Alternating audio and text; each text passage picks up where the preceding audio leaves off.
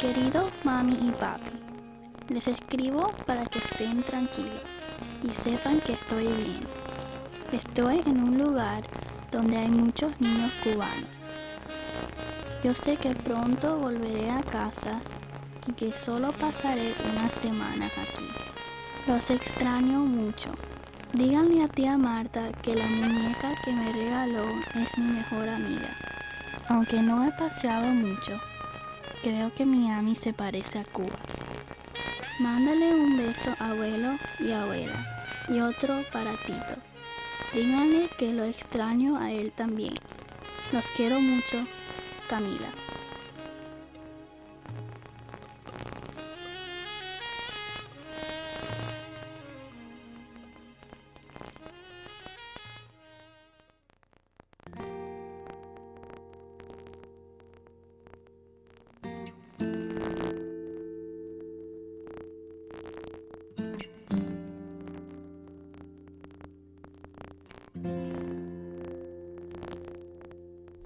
The Cuban Revolution marks one of the most impactful events of the 20th century.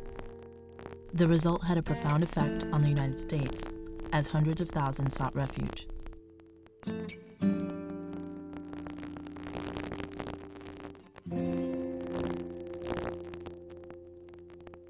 Among those fleeing were over 14,000 unaccompanied children. Their exodus became the largest child refugee migration in the Western Hemisphere. This is the story of Operation Pedro Pan.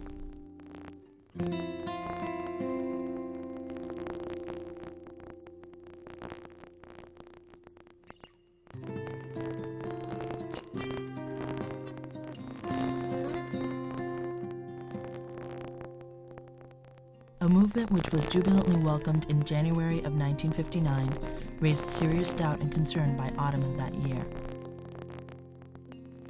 The growing communist influence on the development of the revolution fueled the fears of many Cubans. Radical change and reform affected all facets of life on the island. Among the measures adopted by the new regime were the closing of the private schools and the expulsion of the clergy from Cuba. By 1960, the direction and agenda of the revolution was becoming more evident.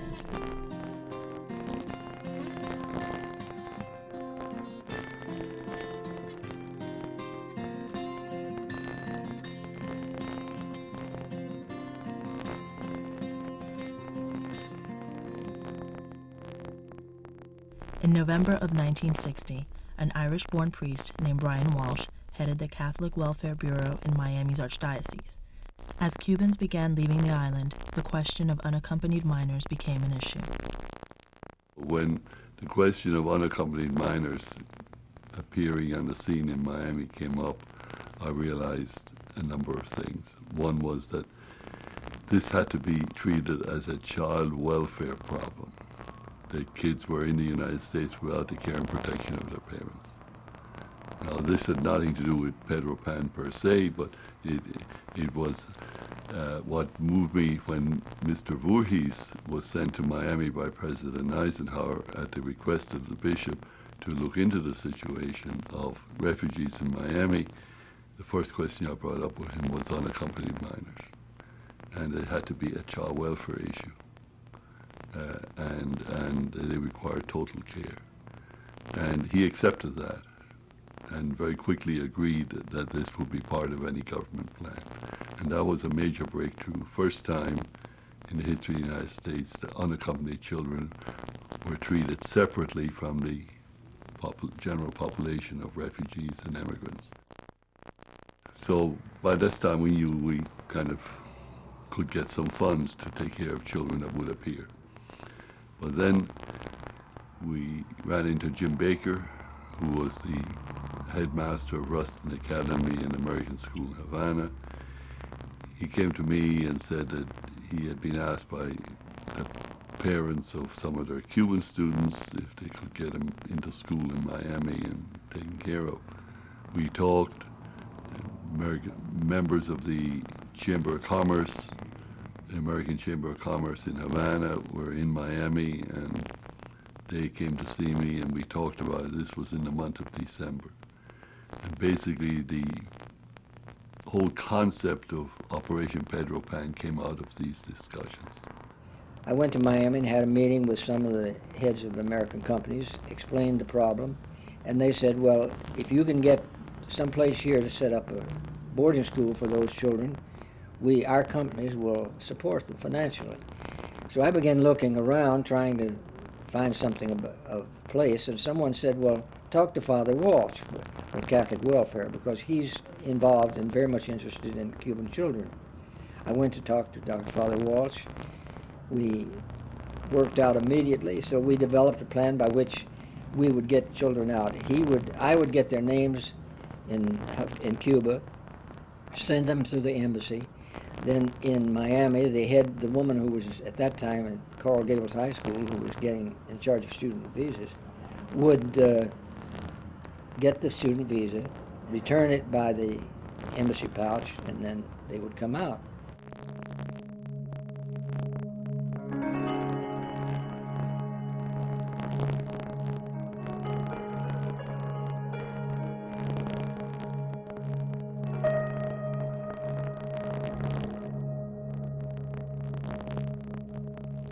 Well, it's a time of total turmoil. Our lives have been really turned upside down in every aspect. To me as a child, my school had been closed, the school where my father had gone to school, where I had gone to school every grade of my life.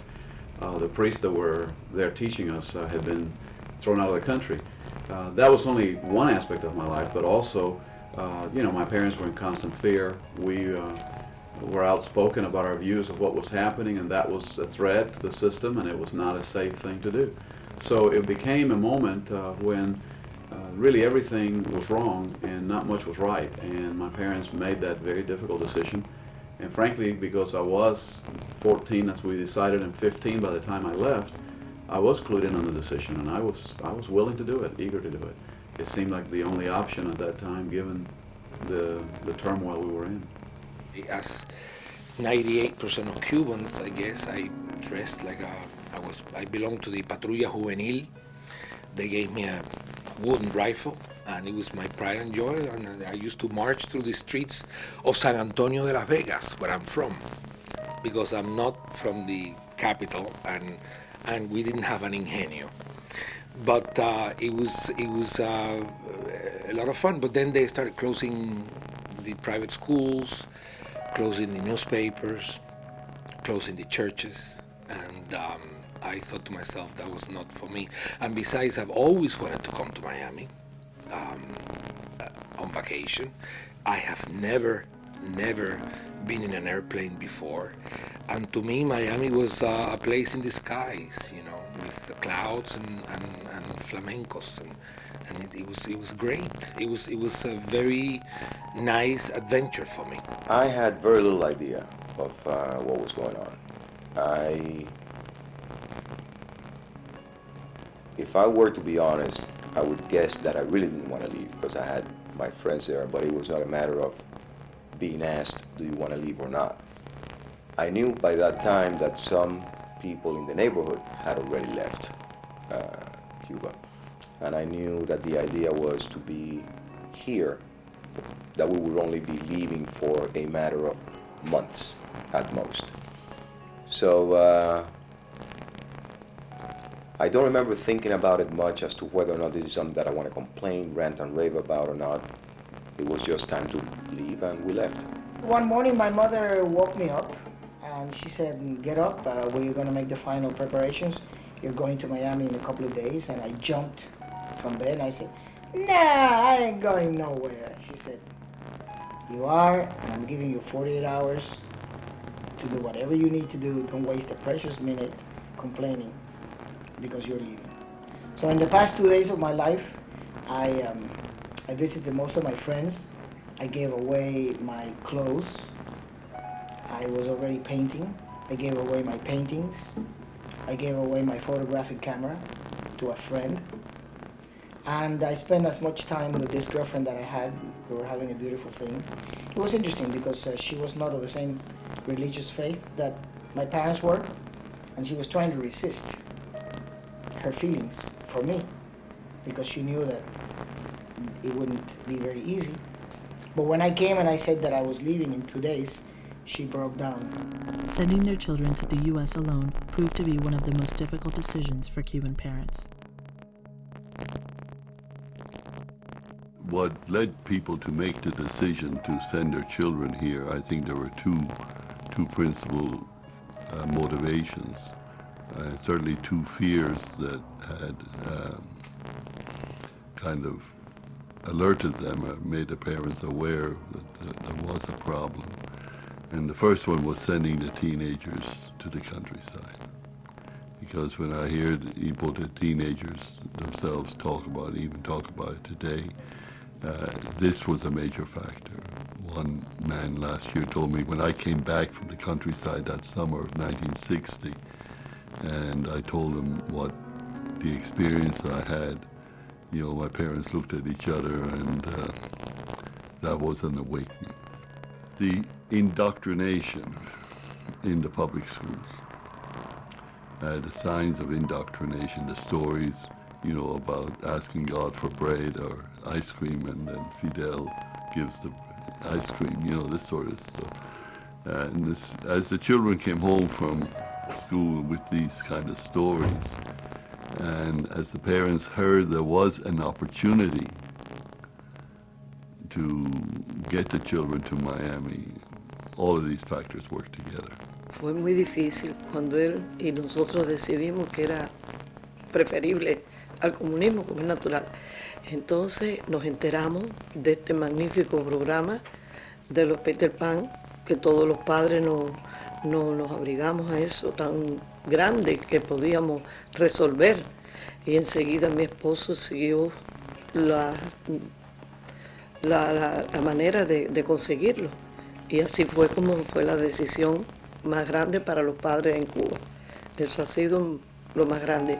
Agradezco infinito toda la vida de este programa del padre Ward. Así que eso siempre lo llevo en mi vida. Fue una decisión muy difícil. Yo no quiero ni recordarme cuando despedí a mi hijo en ese aeropuerto. Y recuerdo una anécdota que salía de Cuba el embajador de Argentina. Cuando regresé del aeropuerto, puse el radio y oí que decía que había llegado a Miami el embajador de Argentina, y dije, ay Dios mío, llegó mi hijo a Estados Unidos. Eso fue dificilísimo, horrible para todos los padres, para nosotros, mi hijo mayor. Bueno, es muy emocionante hablar de este tema, pero ya comprenda cómo fue la situación. Fue cuando vino el problema que se comentó de la patria potestad, que el gobierno quería quitar a los muchachos, especialmente Candy, que ella cantaba desde pequeña. Cuando la oyeron a cantar, fueron a mi casa para decir que me la iban a quitar para mandarla a Rusia, porque esa voz no se podría desperdiciar en Cuba y que la tenían que sacar de allí para mandarla para Rusia, y yo no tenía esperanza de verla más. Y ya mi esposo y yo empezamos a comentar que no nos gustaba lo que estaba pasando, y entonces mi hermano de aquí nos habló del proyecto de Pedro Pan.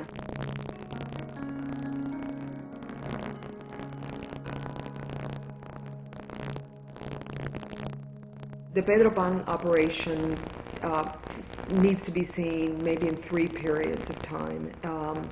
One is from the time that the United States decides that it's going to overthrow the Castro government, and up to the Bay of Pigs. Then from Bay of Pigs to the October Missile Crisis, when the doors are shut, and then from the October Missile Crisis to 1965, when Castro opens up Camarioca. Those three periods are framed by different policy debates. In the first period, I think that the Pedro Pan operation was a way to evacuate the children of Cubans who were working with the CIA and with the United States, who, number one, knew that if they were imprisoned, they were afraid that something could happen to their children. There were also adolescents who had been involved in the fight against Batista, who now are in a fight against Castro, and therefore their parents were afraid that they could be arrested and maybe shot with a firing squad. So that's, I think, the origins of Operation Pedro Pan. After Bay of Pigs, everything goes up for grabs. And although the official government position was that they weren't doing anything with Cuba, John F. Kennedy sets up his brother, Robert Kennedy, to take charge of the Cuba project. And indeed, a whole nother, sort of campaign, which ended up being called Mongoose Operation, is set into place. At that point, they still need to get people out of Cuba because you have all these people who now, their lives are in danger because the Cuban government is doing whole massive arrest of people and doing summary trials, and so they've got to get people out. At that point, I think that the pressure to get out of Cuba is so great, and in part the guilt of U.S. policymakers is so great, that all the mechanisms that had been laid, had been put in place to take out people from Cuba, children and adults, are left in place, and there is no accountability. And so Peter Pan Operation, or Operación Pedro Pan, the visa waiver for children, becomes the quickest way to leave Cuba. That was a very impacting event, I guess, for us, for my brother and I, because we were at the airport, and for the past few weeks, our parents have been telling us that we were going to go study abroad and you just going to school to the United States. At the airport, as we get ready to leave, my mother starts to cry, and she's not, we're trying to figure out why she's crying. And my father comes over and grabs my brother and I and says, whatever happens, just make sure that the two of you are never separated.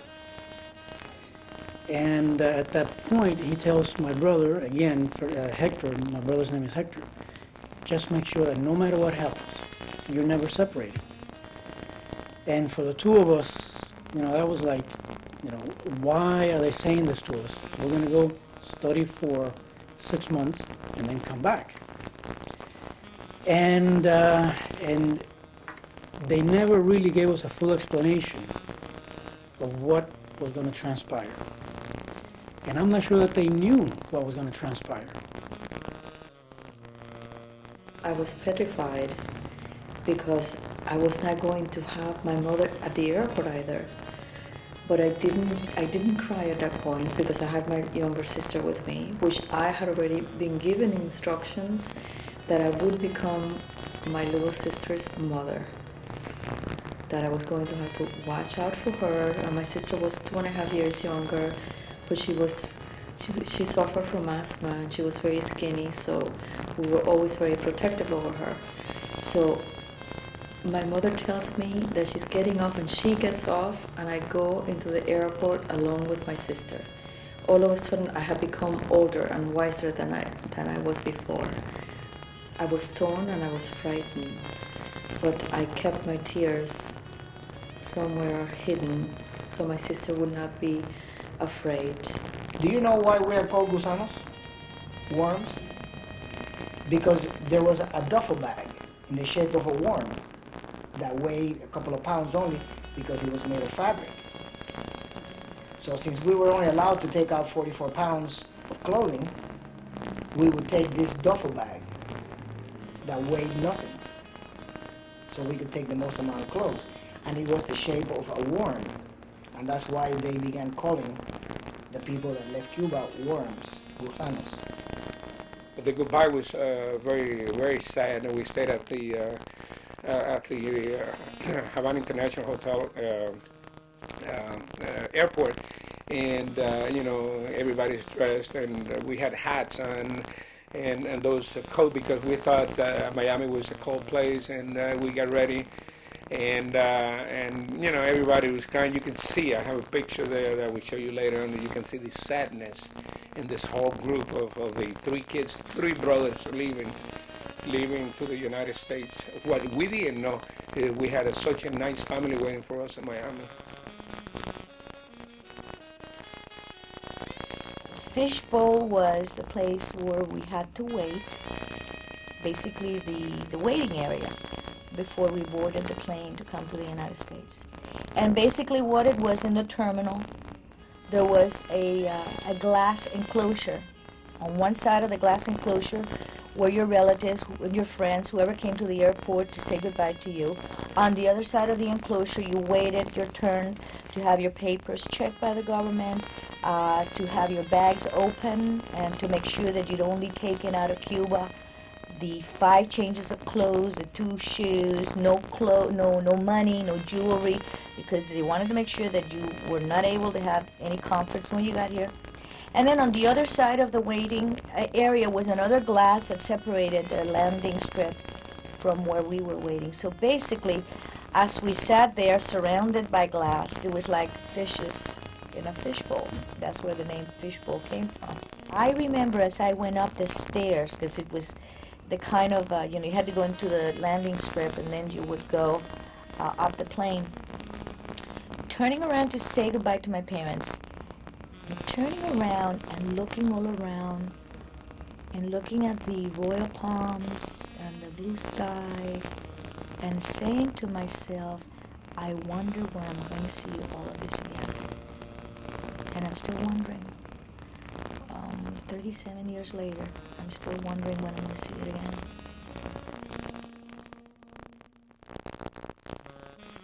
One day my father told me that we were going to go on vacation. He didn't know how to say it any other way. And that we were going to go for about 6 months or so, that another invasion would come, and that was going to be over soon. So they also thought that coming to the United States was perfect. We were going to be in this wonderful school and taken care of, and they kind of idealized what we were going to be through, what we were going to go through. But my sister was 5. She was the one that suffered the most, I guess. I mean, we all suffered, but she had no idea where she was going.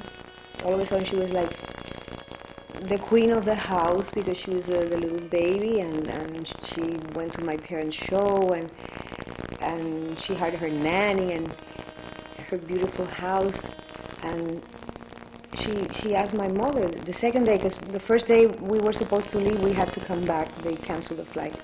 So the second day, while my mother was dressing her, she asked my mom, why do I have to leave? So my mother didn't know what else to tell her. She said, you're going to go on vacation, you're going to be with other kids. And so as we were standing by the house again to leave the next day, my parents didn't go to the airport because they were afraid, that they would see them there. They were very well known, so they didn't want anybody to know that we were leaving. He told me, don't worry, in 6 months you'll be back. And I told my dad, no, you have to come to the United States. This is not going to be over. I remember that very clearly because look how long it's been. The departure was difficult at the airport because I left by way of Rancho Boyeros in Havana, and what they did was that they separated the people leaving from the families, and that was a tremendous scene in there. I mean, mothers and daughters hanging on a brother or a son. It was truly an amazing thing, a very painful scene, and there was a moment when I was in there, I had a lot of papers that I had to hand out to be able to leave. Like, for example, I had to get off the rationing card. They needed to know that I've been taken off the rationing card. There was another paper that my mother had to give permission for me to leave. There was, like 7 or 8 papers. And I had practiced that with my father. My father would say to me, give me such and such paper. Puff. Give me such and such paper. Puff. And we did it a lot of times. But when I'm there, I'm looking to see if I can catch a glimpse of my parents. The person in front of me moved out, and the militia man who was sitting there shouted. And I was, struck by his shout, and I couldn't find the papers that he wanted. So my father knocked on the glass door and asked permission to come in, took all the papers from my hand, and gave that man each and every one of the papers. Turned around, did not look at me in my face, in the eyes, walked out, and I know that he was delirious in fever for 3 days after I left. And all he would say, according to my mother, and my son, el niño, because since you're the youngest, you have the privileges of being the youngest. You're always the little one, my little one is not here with me. My parents took me to the airport, and my grandparents were there. I remember the fishbowl. It is a fishbowl. It's all glass all around, and my father had previously sat me down and kind of explained to me exactly what was going on, and which was really very helpful to me when I got in there. He had told me that I was going to be in there, that they were going to take me to the plane, that somebody was going to pick me up, probably a priest was going to pick me up when I got here, and they were going to take me in a bus and they would take me to a camp, and that they would try and get in touch with me. And so my father had given me it was a black little plastic pouch, and I had all my papers. He had showed me all my documents, and he had told me that, whenever they ask me to stand, you stand. When they tell you to sit, you sit. You don't talk to anybody. It was kind of you blend into the wall as much as you can. So I remember I went and I found an empty seat, and I sat down, and I was a very short little kid. So I remember dangling and kind of like, do you move your legs, you don't move your legs kind of thing. And I just sat there, and I could see my parents, and people started being called. I mean, they had a table, and then they had, people in fatigues that would check your papers or whatever it was that they did. So I remember I had my little black pouch, and I had a little, it was a little Chinese doll. It was, the Chinese had begun to import to Cuba, so that Christmas I had gotten a typical American doll, and then I had gotten this little doll. And so my mother thought it was better if I brought that doll rather than an American doll they would probably take away. So I sat there with my little pouch and my little doll and waited for somebody to call me and call my name. So when they called my name, I walked up and I gave him my pouch, opened up my pouch, and he took the documents. And, what I remember the most was height is very important to me because I'm still pretty small. I remember looking up at this guy and just kind of like standing there and waiting for him to do whatever it was that he was going to do so I could go and sit down. So he looked at my papers, gave me my papers, and then he asked me for my doll. So I gave him the doll, and I remember that he looked at it, and then it was very methodical. He just yanked off the arms and yanked off the legs, and then gave me the doll back with the hands and the legs, and I just went back to my seat and I sat down, and after that I don't remember that much.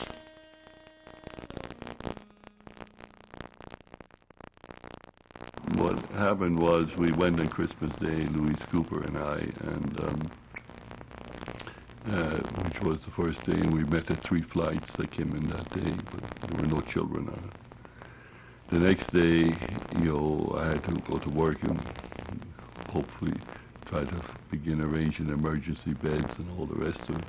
So Louise Cooper went to the airport, and meanwhile we had all the cooperation and contacts with INS and the Customs, U.S. Customs, and actually they gave us a table where when people came through immigration, before they got to immigration, they separated the unaccompanied children and sent them to us.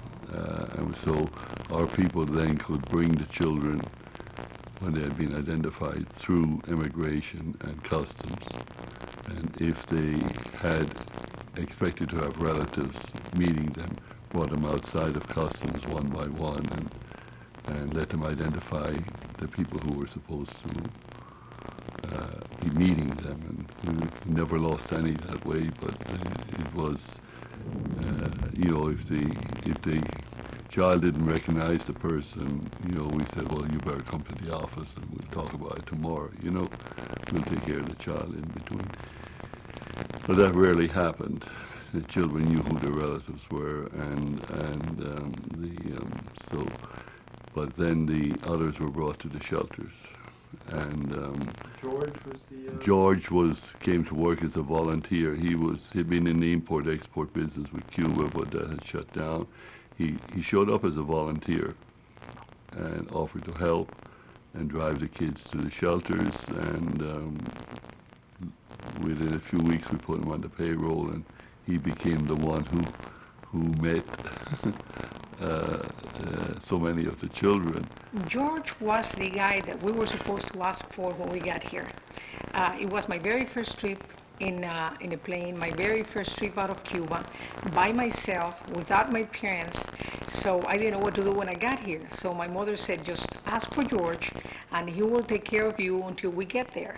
He will take you, he will give you a place to sleep and food and everything, and you will be safe with George until we get there. So George was very, very nice, was this very tall fellow who gave us chewing gum right away, and he gave us candy, and he made us feel very good. There was a huge, very tall American waiting for me who offered me a piece of bubble gum. And I thought, the party has just started, because I haven't had a piece of gum for a long time. In Cuba, there was none of that. They put me in a white minivan, driven by the one that we all know now, by George. And George took me to my school. In January of 1961, the U.S. Embassy in Cuba closed, and the tension between the two countries was escalating. This seemed to be the end of the program. The story of the visa waiver is this. The American Embassy shut down Havana on the 3rd of January. And I said, well, it was a good try. We got 25 kids out of Cuba or something like that. But I guess it's just something that happens, And I wrote this whole thing off. And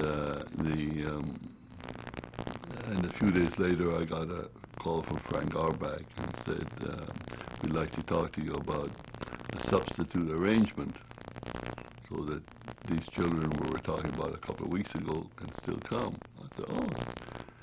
And he said, can you come to Washington? And I said, I'm going to be in Washington on Sunday anyway. I'm coming up. So that Sunday afternoon, cold, miserable day in Washington, I'm standing on the sidewalk at the side of the State Department in Washington beside a small little door and waiting for someone to come, and the car pulls up and Auerbach gets out, and it was kind of almost like something from one of those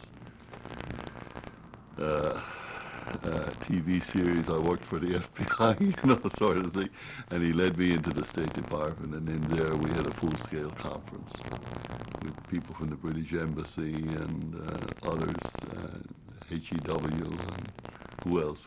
God knows who else was there, but there was a good half a dozen people in the room, and their plan was that they said, we can waive visas requirements for these children, but we think it's better that they have a letter from you, meaning me, from me, saying that these children, that their visa requirements have been waived, and that they can travel to the United States without a visa.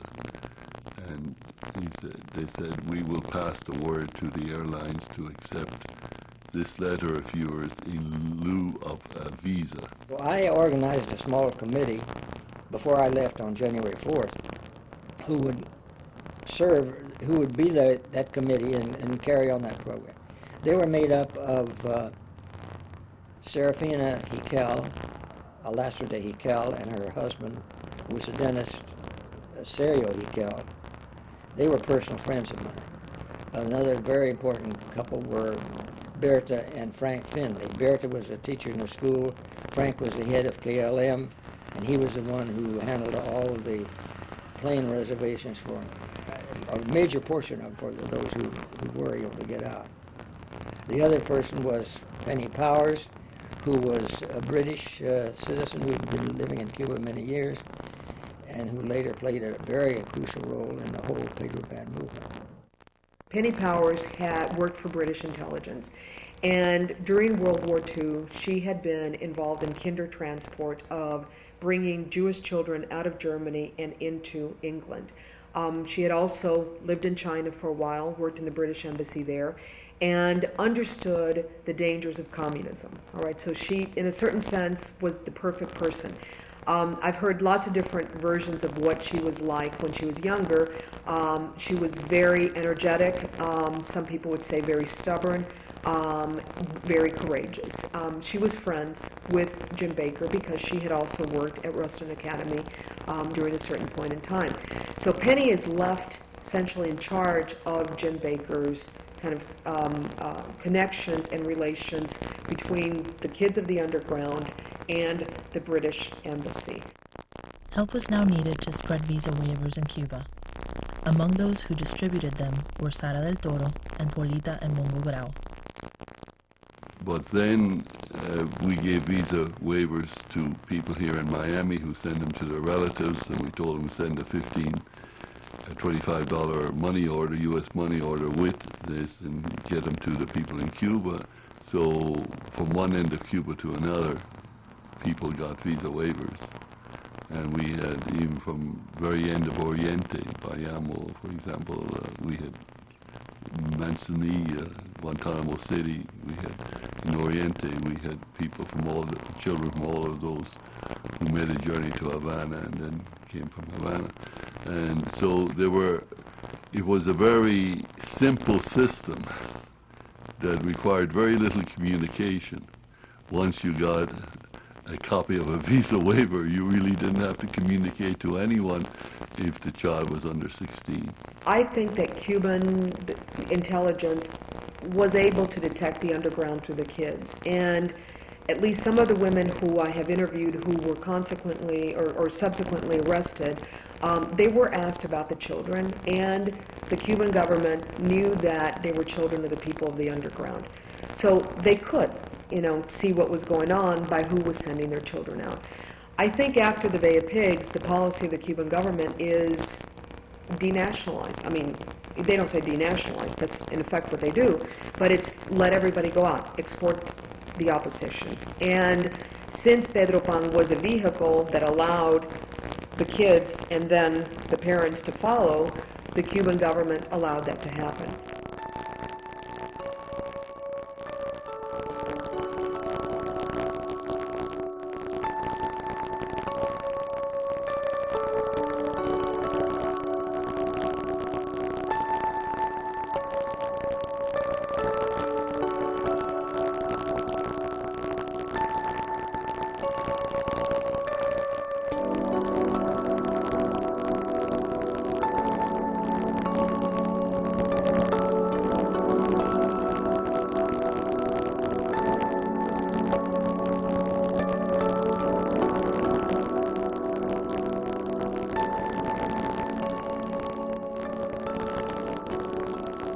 Upon arrival, children were taken to various camps.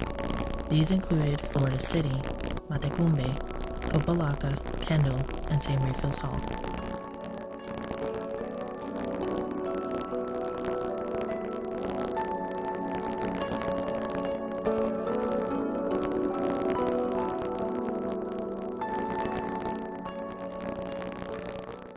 To me, camp life was good. I made great friends there. There was always somebody willing to go and play basketball, go run around, sneak out of camp, go into the fields that were at that time between Opalaca and Hialeah. There was one of those man-made lakes, I guess, one of those dredging fields. And in the summer when it was hot, we'd go over there and jump and swim in the lake. Aside from the regimentation or the fact that you had to get your bed made and not make a mess around, I remember those as being good times. A la llegada a Miami nos llevaron a un campamento, que era el campamento de Kendall al principio. Ese campamento habían muchos cubanos, muchos muchachos cubanos que acababan de llegar. Ahí fue cuando nosotros nos empezamos a enterar de qué es lo que estaba pasando, porque los muchachos mayores que ya sabían lo que venía, nos empezaron a hablar de que quizás más nunca íbamos a ver a nuestras familias, que por razones de Fidel Castro nos estaban dividiendo, que era por razones del comunismo, y que quizás más nunca íbamos a tener la oportunidad de reunirnos con nuestros familiares. Ahí en ese campamento estaban mis primos, un grupo de primos de nosotros, y nosotros empezamos a hablarnos y unirnos un poco. Y me acuerdo que todo ese proceso de pensar de todas estas dificultades, que entre nosotros nos acostábamos a dormir muy a menudo llorando. Muchas noches nos acostábamos pensando que más nunca íbamos a ver a nuestros familiares.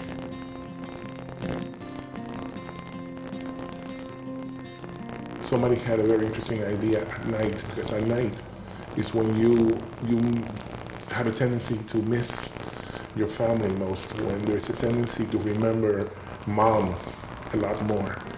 And you could hear some children crying. Sometimes tempers would flare up because it was a way of acting out the feelings. And it occurred to one of the counselors to play music by songs by two very famous female Cuban singers, Blanca Rosa Gil and Olga Guillot. And after 2-3 songs, it would have a soothing effect on all the boys, and people would fall asleep. But it was so interesting, so well thought, that the need that we had to hear a maternal voice and the beautiful singing and the beautiful voices allowed us to be able to fall asleep.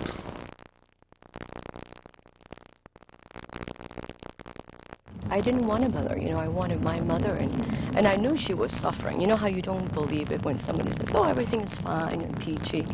So I think I resented it, the fact, because I thought, well, she was my sister, like a playmate, the sister that you had, some issues with. And I thought, well, this is not my mother, and I don't want a mother. And, especially when I think younger children sort of know, like, this is like not great. Your parents say, oh, summer camp, you'll love it there, Muffy, you'll be great. But you sort of know this is like not really a lot of fun. And she was trying to cheer me up. And of course, they separated us right away. We had different classes, so I didn't see much of Ellie. Ya estos alimentos, vamos a recibir. Vos que vi reina por los siglos, amén. When we set up the shelters, especially the receiving shelters, our primary concern was to have a Cuban an environment as possible, so that the stress on the children would be reduced, at least for the initial weeks after their arrival. So just about everybody who worked in these shelters and the whole life of the shelter and the rest of it was very, very Cuban.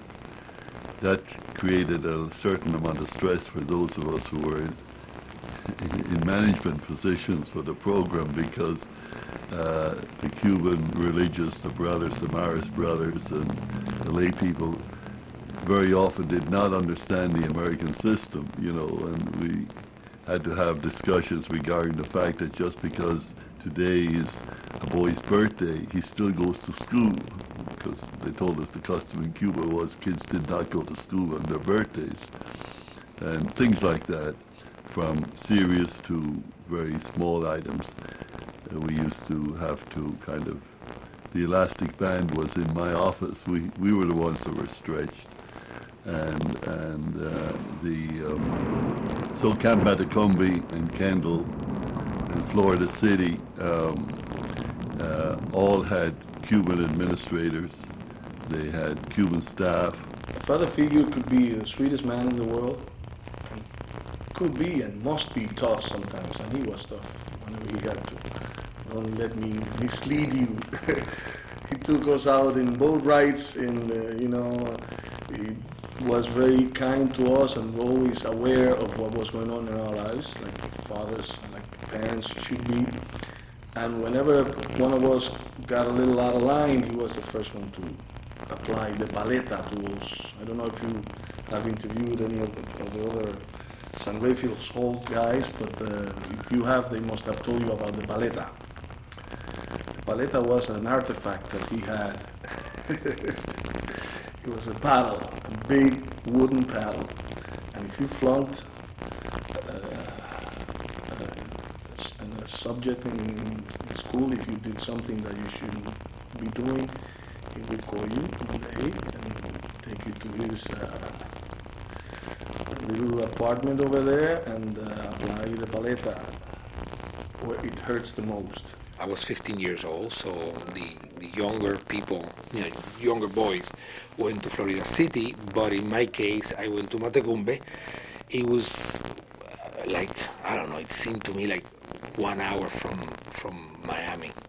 Now you go now, and there's a Burger King right next to it.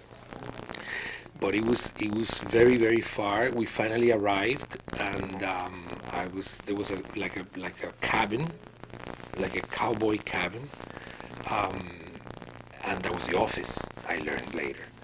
So these priests, very tall, skinny, he was a mixture between a Frankenstein and The Birds by Alfred Hitchcock, welcomed me, and he says, welcome to your second home, or your home in Miami, and order some of the other kids to take me to my bed, to my cabin.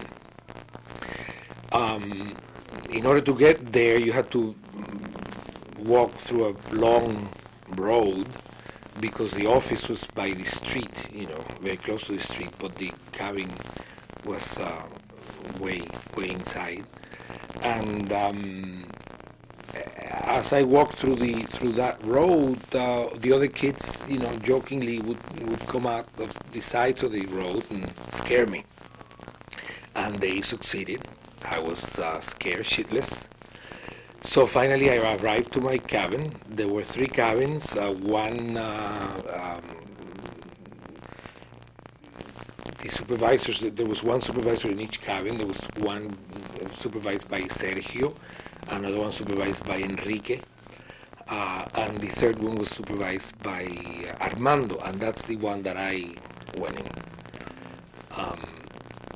Someone opened the door, and it looked from the outside, it looked like one of those barracks, that the soldiers use just before dying in combat.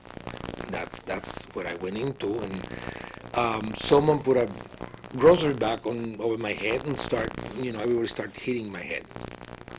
So I was used to initiations at Instituto Edison, and I figured this is one more, So they finally took Armando finally said that's enough, and they took the bag from my head, and they offered me my new bed, which was on the 3rd floor. It was one of those army beds. It was kind of high for me, In San Antonio de la Vega, there's no beds, are usually very close to the floor. So I couldn't sleep that night because I used to wet the bed sometimes. And I said, my God, if I wet this bed today, I'll never hear the end of that. And it's going to create major problems. So anyway, I did go to my bed, and I didn't sleep that night at all, like I told you. So the following morning, Matecumbe was ready for me. Tenemos aquí a Dulce María, que va a cantar esta noche. Sueños de un guajiro. Sueños de un guajiro. Yo sueño a Cuba, mi tierra, herencia de los mambises, viviendo días felices por el valle allí en la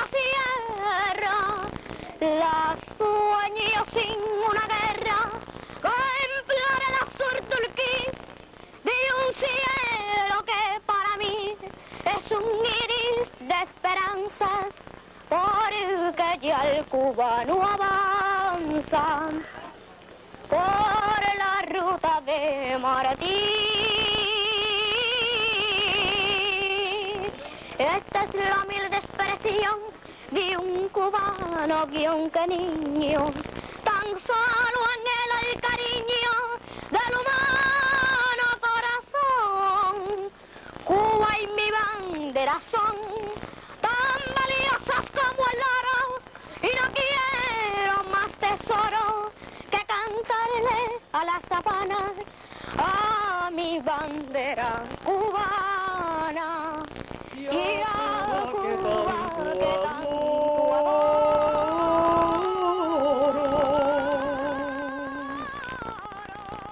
Imagínate, la gente se ponía a llorar, hasta los niños.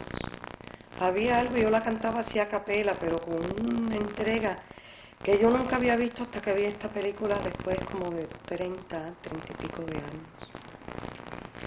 Y hubo cierta cosa que la gente formó una entidad conmigo. Y yo sentí algo especial, ¿no? Me sentía que, no sé, pero sentí algo especial por poder hacer que la gente se sintiera transformada. Los zapaticos de rosa. María.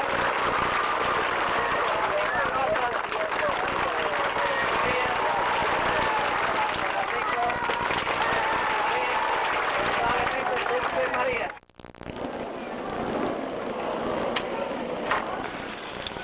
Hello, Miss Oates. How are you, Gladys? Down. Thank you. What can I do for you? Do I have Becca? No, not right now. Do you want a Becca? Yes. Where would you like a Becca to? To Washington State. To Washington. Do you know where that is? Yes. Where? Show me on the map. Here. Oh, that's a long way from here. Do you have friends there? Yes, in Yakima. In Yakima. huh? Well, right now, there isn't a scholarship. Are you sure no Becca? I'm real sure. Not right now. But maybe if you come next week, we'll have something. Okay? Yes. All right. Thank you very much. You're welcome. Bye-bye. Bye-bye. Children stayed at the camps temporarily, as they would eventually be placed in foster homes or Catholic orphanages and shelters, from Helena, Montana to Buffalo, New York. The blackboard was on a wall in the camp, and every time we came back from an outing, they took us sometimes to Matecumbe, to the pool, or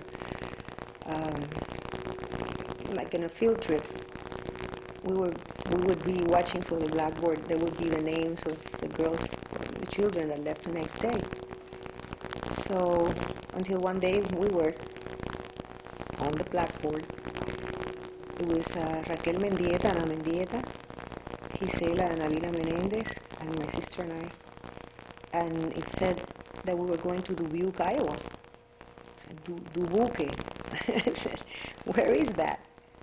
And we looked in a book. There was a little classroom that had some maps, and we couldn't find Dubuque in the map.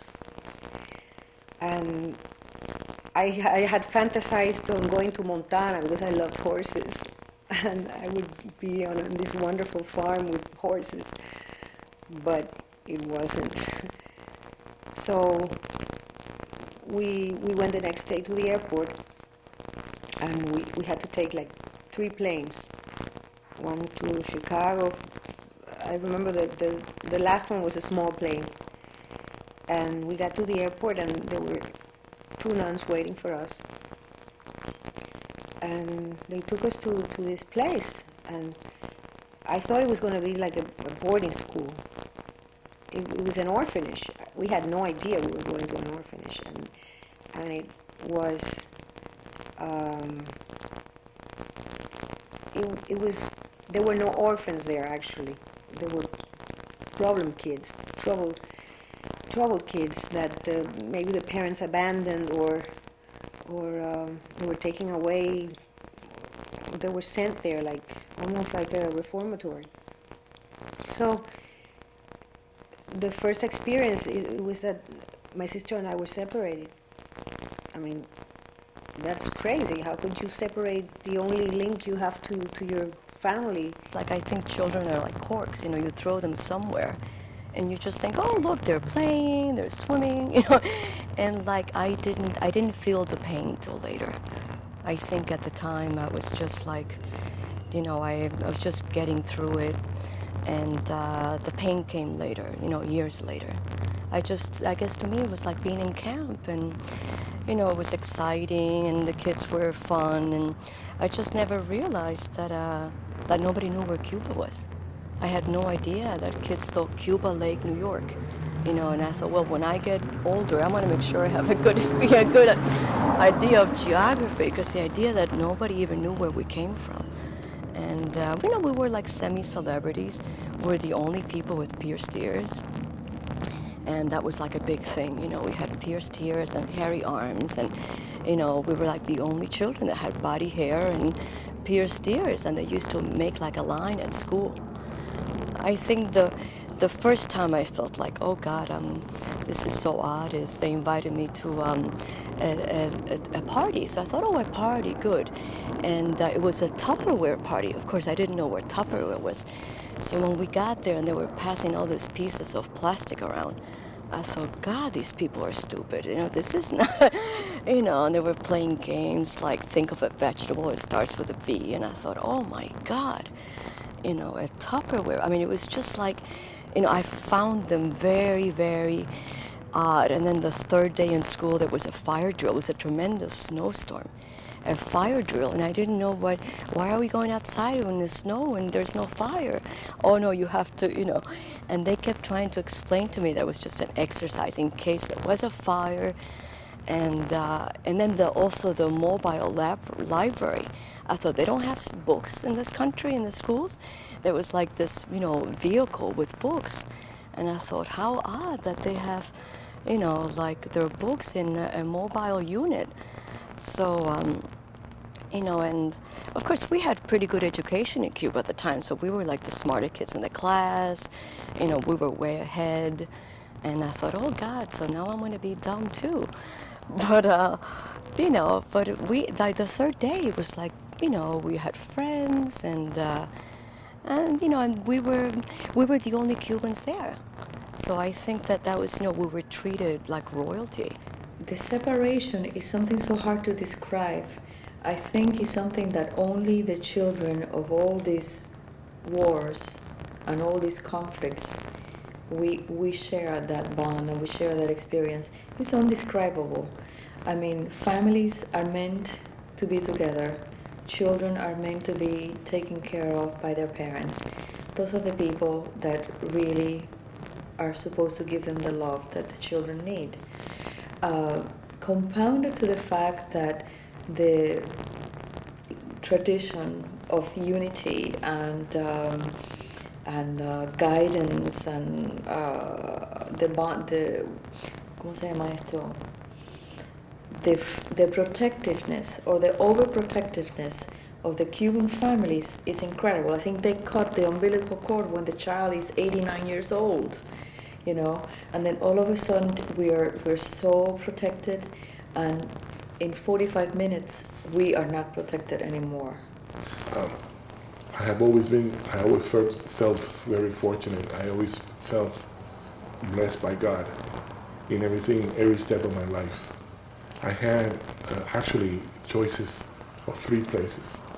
They gave me a choice of Pittsburgh, Des Moines, Iowa, and the last one, Northampton, Massachusetts. And I remember thinking, I like the idea of Pittsburgh because even though I'm from Santa Clara, which is a small town, I like the big cities, you know. And Pittsburgh was a big city. But I remember that back then, Pittsburgh had a lot of pollution. And I remember seeing a picture of Pittsburgh in 1960 or 61 in a Life magazine that got to Cuba, that the sky at night, it looked like Venus. with all the sulfur up in the air, you know. So I remember saying to myself, if I don't see the stars at night, I'm going to be very homesick. So that ruled out Pittsburgh. Des Moines, Iowa is Des Moines, Iowa. It's in the middle of the country, and I remember saying to myself, very far from the ocean, a lot of corn, a lot of cows, you know. No. Then Northampton, Massachusetts appealed to me a great deal because I remember reading the story of Paul Revere when I was a child, and Paul Revere's ride, you know, here come the British, here comes the British. And Northampton, Massachusetts could not be far from Boston. So I said, well, that's going to be the place. And maybe I get a chance, an opportunity to visit Boston. The night that I arrived, it was a cool night, but for someone like me, not accustomed to cooler weather, it was cold. So I was, you know, having chills when I got into the house, and they had two huge fireplaces, and one of them had a fire when we got in that night. So they told me, why don't you move closer to the fireplace and warm yourself up a little bit, and then come over and we'll give you something to eat. And as I approached the fireplace, over the mantle, there's this huge silver plate. And I get close to it and I look at it, you know, and lo and behold, it said Paul Revere. So I immediately, to me that was an omen. I was in the right place. I had chosen the right place. When we first arrived to Philadelphia, it was in February of 1961. And I'm sure everybody remembers the date. You know, we came from Cuba February 4th, and we got to Philadelphia February 18th. So 14 days later, almost to the exact date. It was 14 days later. So we get to Philadelphia, and the first thing I remember is we got there at night, and they took my brother and I up to a room, and we were together that night, the first night. But then the next morning, the sisters came and said, you know, we now have to divide you up. You have to go to one room, to one dormitory, and your brother has to go to the other dormitory. And I remember my brother saying, no, you can't do that. You can't do that. We got to stay together. And, you know, after some discussion and some fighting, the sisters finally convinced us that it was okay for us to go to the two dormitories. So the process of breaking away the family unit continued. You know, here we are, and after 2 weeks in Kendall, 1 day in Philadelphia already, we're beginning to continue this process of breaking apart. We were getting no communications from our parents, even though we found out that they were writing letters to us. They had found out the address and where we were, but a lot of those letters were being stopped by Castro. By the same token, my older brother, my brother Hector, was becoming very frustrated and actually very furious, upset, mad over the conditions that we were in. So he started to write some very tough letters back to our parents about, you know, how could they abandon us? How could they do this to us? How could they leave us behind? And the letters were getting through to them. Those letters, I found out later, reacted very had a very tough reaction on my mother. My mother in particular would, as a result of those letters, went into a deep state of depression.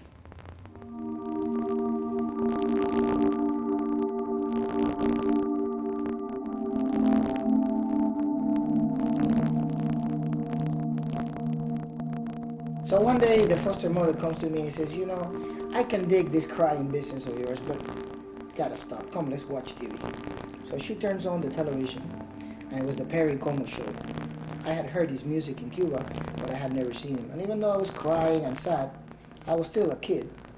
Oh, look, Perry Como. Ah. So we began to look at the show, and there was this guy named Paul Lynde, a comedian that was very sarcastic and very witty. And he could break up even Perry Como, that is a very sedate, but I couldn't understand. So I said to myself, well, this thing cannot go on. I gotta learn this language. I gotta get on with this. And there I started very heavily studying English, to the point that at some point I had to start doing the same in Spanish, because my Spanish was really falling behind. We start calling him mom and dad. He says, no, you have to call me tío and tía because your parents are in Cuba. And so from now on, I'm tío and tía. And not only that, not only did we call tío and tío, the maid, the butler, we called tío and tío, and everybody in the office in Florida Power like, hey, tío, hey, tía. You know, so actually the stewards started going around Theon, even the interview by the Miami Herald, which did about 3 pages, the story on him, they call him Tío and Tío. So actually he said, your parents are home, we'll try to, we back then it was very hard to communicate with Cuba, so we called like maybe once a month. But he would write them, and my parents would write to them on a daily basis. That correspondence, which I have here, more than 400 letters. I still have them because I'm planning to write a book on this. And it was the Mrs. Smith took care of the El Éxito, which are only 10. And the Mr. Smith said, I'll take care of the big guys, the big boys, because he said, with the big boys you have to be firm. So he makes sure that you know, we study, that 7 o'clock we turn off the television, we're at study time. I mean, no more television after 7 o'clock. No car until you graduated from college. I mean, this guy was, one time I flunked a math class, and he grounded me the whole summer. And he would, every night, he stayed with me, teaching me math, and I got an A. We spent the whole month in the camp. He had a camp right in the center of Ocala, about 4,000 acres, to give you an example. And he said, today we're going to church. Everybody get dressed. I mean, this is Sunday in the middle of the woods. And I said, this guy's a little crazy. But so we all got dressed. He got himself dressed and with a tie and the whole thing. And he got a machete. And we started saying, where are we going? He said, we're going to church. So he started cutting all this wood, and we were walking into the woods, and he took us to a very small hill, because in the Central Florida there's no hills, and so there's some rock over there. He sat over, all 3 of us over there. He got the Bible, and then he preached to us for 30 minutes. And after he finished, he started crying. And he said, I'm crying because how much, and I know your parents are missing you guys. And every time I tell the story, you know, it's very, very moving. And then we all hug and then cry for about 10 minutes. So you can imagine what type of person these people were. They cry. There was a little while that I was alone with my foster father. Certainly unexpected. I had never been exposed to any sexual connotations or any of that. I was ignorant and innocent, and really in the whole sense of the word. And when we were alone,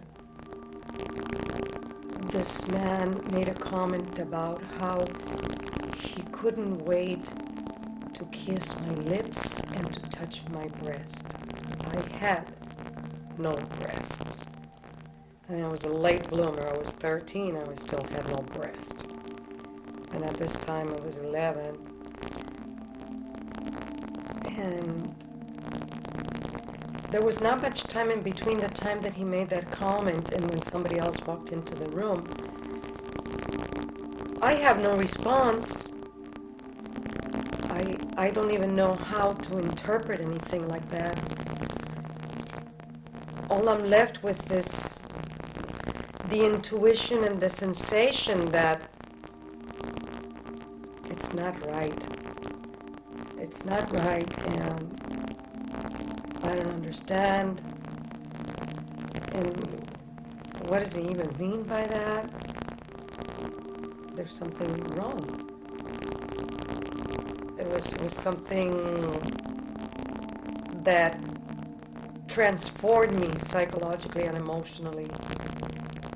It opened a door to something else that was unknown, but was unpleasant and was fearful.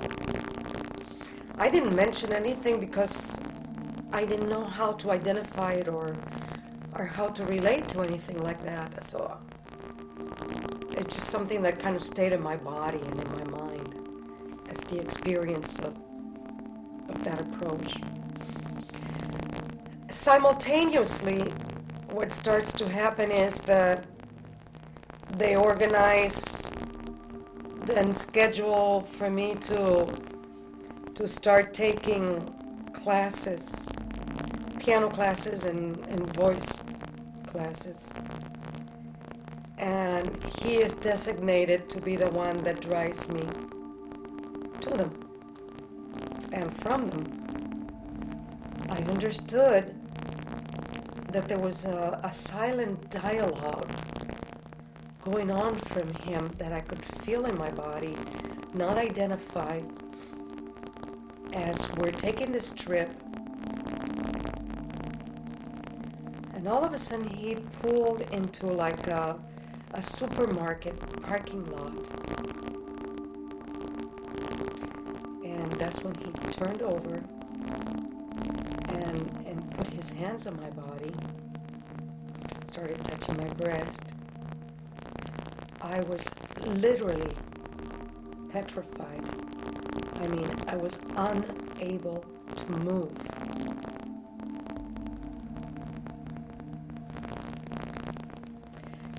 And there's so many moments that for my existence, just to be able to survive, have been blocked out, that I cannot recall events specifically like it happened this time on this day and this way. But he used to give me $1 to shut up. Don't say anything, I'll give you $1. And then he would stop. He'd ask me what I liked. And I started at this time an era in my life that I started withdrawing.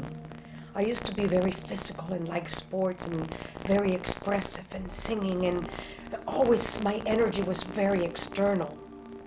All of a sudden I started becoming very withdrawn and internal. I'm trying to make sense of this, praying. And the only thing that I have to refer to as many times as this may have happened is the fact that I would go into the store and I like to build model cars, and I could buy them for $1. So I would buy one, and that allowed me to withdraw and do this. And I had a big collection of them. Villa Maria was a 4-story, old, decrepit home that was run by Spanish and other Latin nuns, which was actually a boarding home for women, young women who were either going to college or working in San Antonio, Texas. And it was the place where we were sent by the Catholic Welfare. 40 of us went there. We would live there, and then we were farmed out to attend school, to 3 schools in the area. I went to St. Teresa's, was the school that I got to go to. And it was an experience. We were all of us on the 4th floor of the building. We arrived there in the middle of the summer, at a time when the temperature outside would get in the hundreds, because San Antonio can be extremely hot in the summer and extremely cold in the winter. And the roof of the house was zinc, so it was even hotter. The nuns were so overwhelmed by all these girls that during the first 2 months we were not allowed to go outside the front door of the building. And it began probably one of the most challenging periods of my life. When we first got to Texas, or to San Antonio, Texas, the nuns that were waiting for us thought that they were smaller, that we were younger. And we were from 12 years old to 18 years old. So some of us 14 and older already were thinking about, boyfriends and things like that. And they didn't want that. They were waiting for us with dolls. They were waiting for us. They didn't let us go out at all. So they called us muchachitas. They were from, the nuns were from Spain.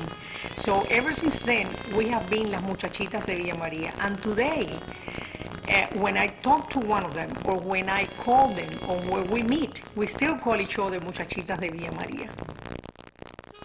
Los 15 los celebré en Villa María, en San Antonio, Texas, sin mi madre y sin mi padre.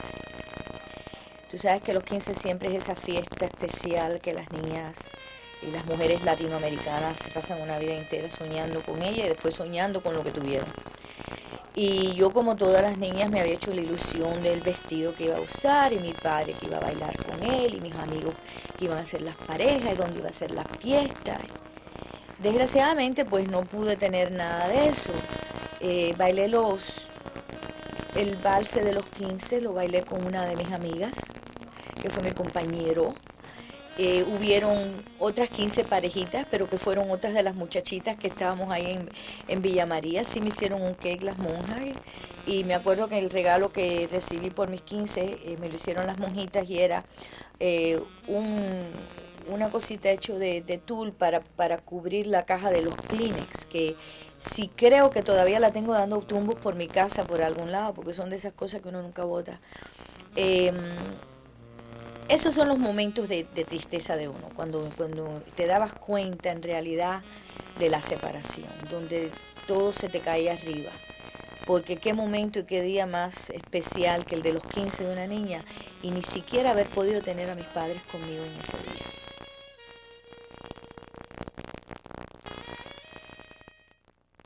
Well, I found out through our church where they were looking for parents for some boys that were up in Jacksonville, and they were looking for foster homes. And so I went to the priest and said, I'll take 2. Then I didn't know a thing about Operation Pedro Pan. I didn't know anything about that until about, about 6 months ago or something, when it came out in the paper. I only ended up with Caesar at the beginning with 1 because my boss said I was crazy. He said, you're going to take 2 teenage boys and you've never had any children. And so I decided that I would only take 1 at that time. And that was Caesar Calvet, and he came and he lived with me.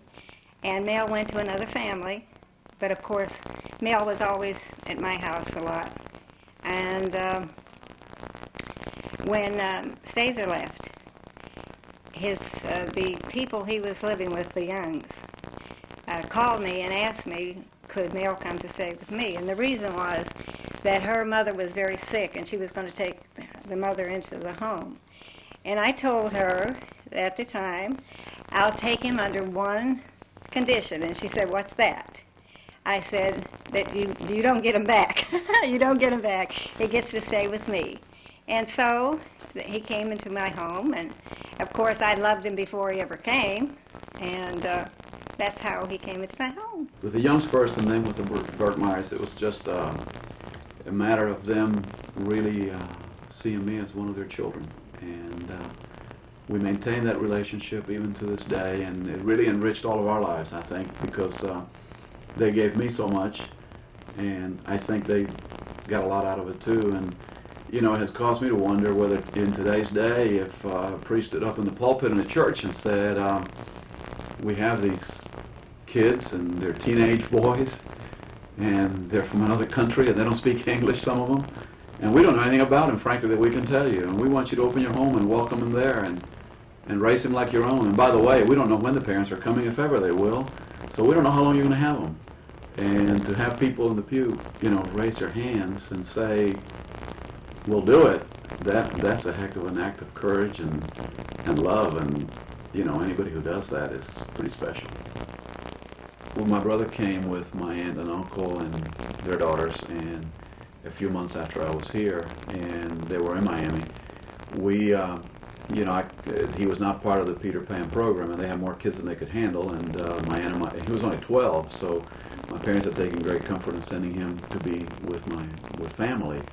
But they were in no real condition to take good care of him. I mean, they took loving care of him, but they really, you know, financially were strapped, and times were difficult. They were going through a lot of emotional upheaval themselves, and so it was really rough on him, and probably at this point in time, probably tougher on him than it was on me, frankly, in many ways. So I did all I could to go down and see him as often as I could, and to bring him up here to be with us as often as I could as well, and to try to give him a little bit of a slice of the life I was living, and give him a break. And I also felt, frankly, very responsible for him. I felt like I was the only parent he had, and that was always difficult. I still don't feel like I did all I could for him.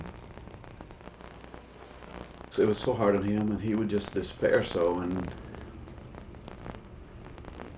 I remember telling him that I didn't think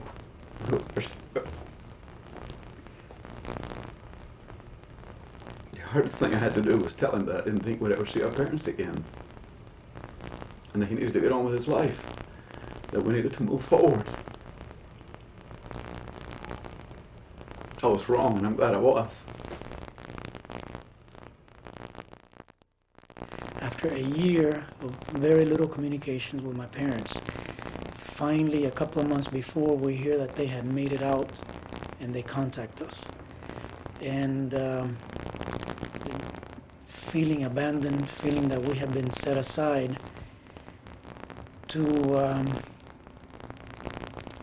finally find out that everything was okay with them, and to begin to understand a little bit as to why we felt abandoned.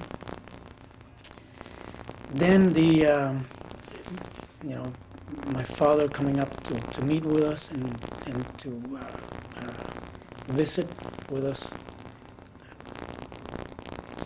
That was a beautiful moment, but it was also a difficult moment, because it brought very quickly to all of us the reality of that separation, and we all had to experience that coming together, and it was tough. Yeah, I mean, you might say, well, you know, why was it tough? It was tough because I think there was a lot of guilt that was being felt on my father's side, and there was a lot of friction that had a lot of anger that had built up on our side. So the coming together brought all those feelings together. You know, they brought them up, and I think all three of us felt a lot of emotion. I think all three of us cried. So, well, it was so hard, you know, because you know, when every time people, they had their own difficulties coming here.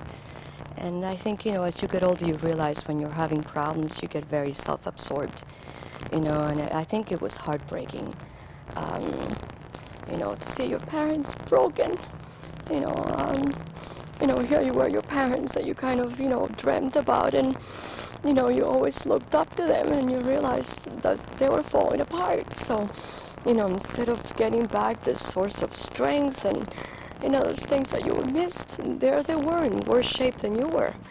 So then you had to shrink them, and you had to be the tap dancer. And, you know, my mother was pregnant, and I thought, oh God, not another child to suffer through this. And it was terrible, because then they, you know, they were so broken. So then it was like, I think that was the worst part, you know, having to carry your parents. You know, it was like going through the same thing twice. And then we had tremendous guilt, Dale and I, because we did really well here, you know, almost without the encumberment of your parents, you know. My friend used to say, Billy, there are too many people in the life raft.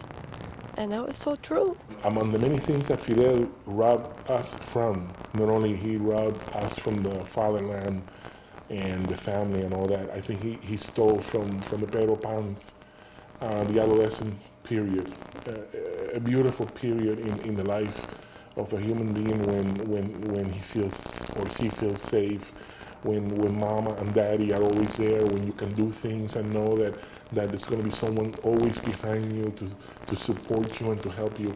The Pedro Pans didn't have that. I feel that I lost that adolescent period, because when I got on the plane, I was practically a child, but when I got off the plane, I was an adult with the responsibilities that were unheard of for a child that age back in Cuba. And even today, when I see, for example, when I'm driving when I'm in the car with my family and I see a motorcycle, and I have this urge to get on it, and I have a fantasy of driving a motorcycle, it happens to me all the time.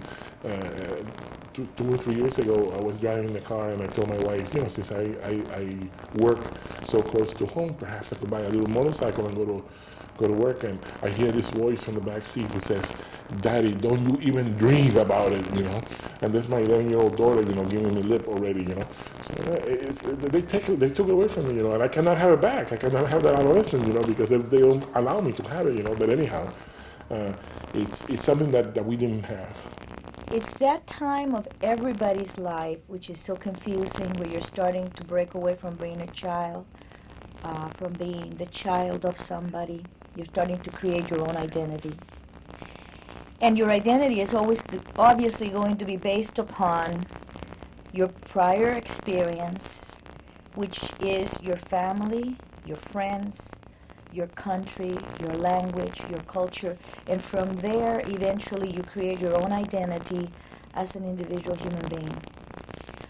When we got here, we didn't know the culture, we didn't know the language, we didn't know anybody. Most of us left all of our relatives behind. So we were deprived of everything upon which we could go ahead and build our own identity. It was a transition of such magnitude that in order to be able to properly adjust and become a part of this culture, you basically had to be born again. And in many ways, that's what was happening to us.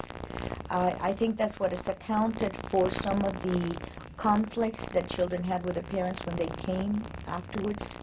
I think it's also made that generation that came as I did people of tremendous character and strength. This is what's made them succeed, because they had to struggle twice as hard, not just to deal with the usual teenage problems that you must deal with, but you had to deal with the adjustment into a brand new cultural setting. The child that left was a child they themselves protected, a child that needed them, that they hovered over and kept from harm. The child they found was a child that had already learned to protect himself. I was still a little kid, I still needed many things, but I knew how to cower or how to protect myself or how to blend or all the things that you learn as you grow. I think the things that we learn as an adult, how to deal with situations that come at us, I knew how to do, and it's something that once you open the door, you can't close it back again. Yo creo que es importante resaltar y decir que el hecho de que uno haya tenido una mala experiencia en Matecumbe, que no haya sido como uno lo que uno esperaba, y que han pasado todas las cosas que pasaron, ¿no? No tiene absolutamente nada que ver con el exilio, con Fidel Castro, con el comunismo, o sea, uno puede, y yo creo que una de las cosas que hemos perdido un poco aquí en el exilio son cosas que antes nos distinguía, ¿no? Como el sentido del humor y también la autocrítica. El hecho de que yo me critique no quiere decir que estoy con aquello, ni que soy comunista, ni nada de eso. Simplemente son mis experiencias, fue lo que me pasó a mí, como yo me sentí, ya te digo lo que me pasó, que fui de un lugar a otro y que ninguno de los dos fueron buenos para mí. Sí te digo que uno se hace hombre en 24 horas en ese tipo de casa. Y que es importante decir en el caso mío que con todo lo que te he dicho y con toda la crítica que le he hecho a Matecumbe y inclusive hasta el programa, yo tengo 3 hijos y uno de ellos, el mayor es hombre, se llama Gastón, tiene en estos momentos 21 años. Y si yo estuviera en el caso que estuvieron mis padres en el 62, lo haría, lo mandaría a Matecumbe. Porque no importa lo que nosotros pasamos en Matecumbe y en el caso mío después en Blondel Hall, todo eso era mucho, mucho, mucho mejor que lo que nos podía pasar en Cuba. I believe that if my parents did it was because they felt it was the only solution.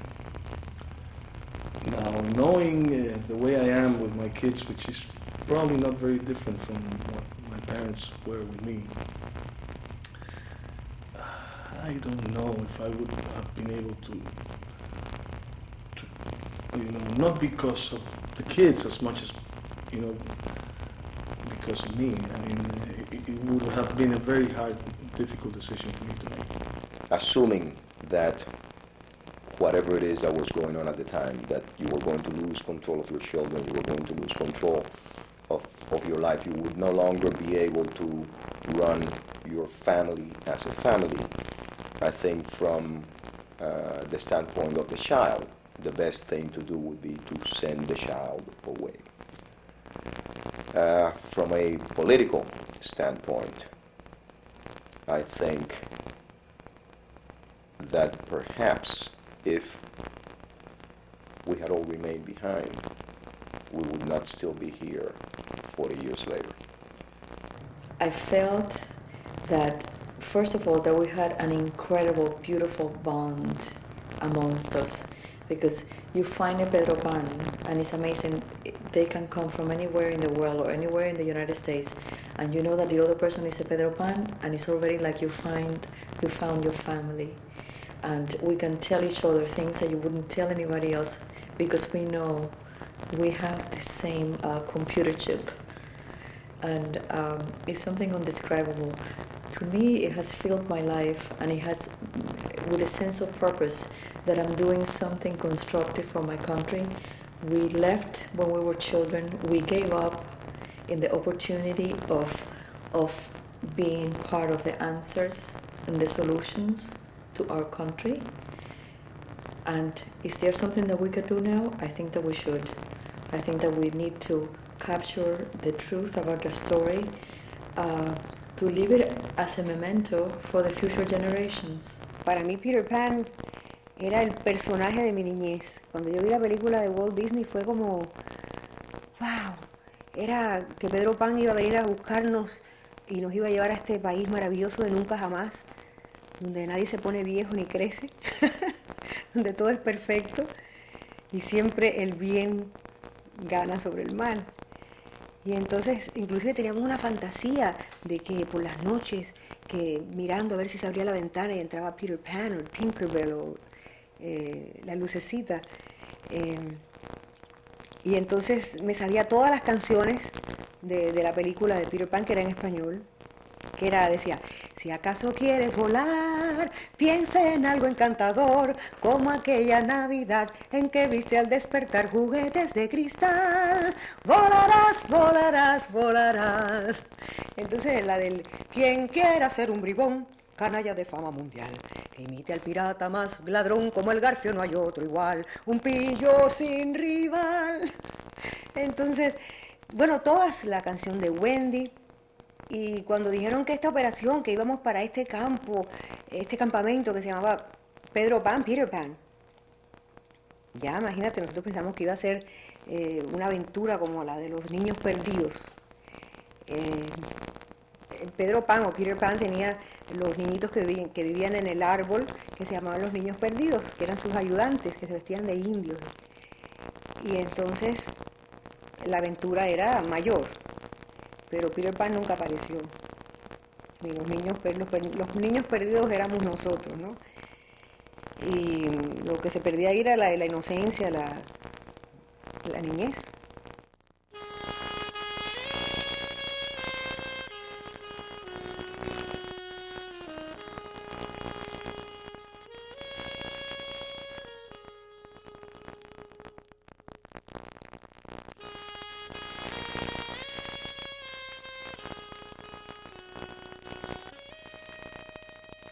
Dear Mom, 39 years ago I wrote Papi and you my first letter from Florida City. Sometimes it seems that the years have passed in the wink of an eye, and yet some days, like today, it feels very long ago, almost like another lifetime. As I look at your grandsons, I'm not sure if I could make the same decision Papi and you made. Growing up, I always imagined we would all somehow return to La Viura, and life would return to normal. Even as late as Papi's death in '94, one of the hardest things to accept was that a return to our life as it used to be would now be impossible. I spoke to Tito last night, and everything seems to be going well for him. I'm very proud of my little brother. Mándale un beso bien grande a tía Marta y dile que la muñeca sigue a mi lado. Te quiero mucho, Camila.